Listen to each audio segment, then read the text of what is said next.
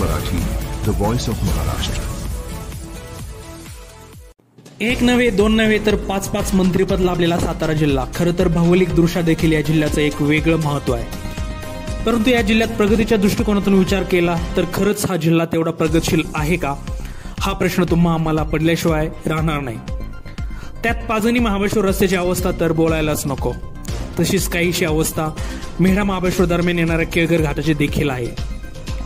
या घाटात आपण पाहिले तर बऱ्याच ठिकाणी 2 वाहने एकमेकांना पास करू शकणार नाहीत अशी अवस्था आहे। तर या घाटाची आपण पाहणी केली तर या घाटात सुरक्षा कठडे हे नगण्य आहे, तर काही ठिकाणी हे पूर्णपणे ढासळल्याचं चित्र पाहायला मिळतंय।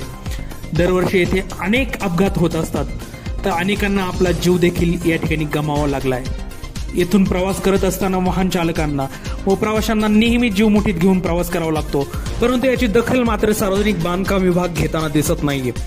असे किती मृत्यू पाहिल्यानंतर संबंधित खात्याला व मंत्र्यांना जाग येणार हा खरा प्रश्न आहे। या घाटातील सुरक्षा कठडी बांधणे व ते दुरुस्त करणे खरं तर काळाची गरज आहे।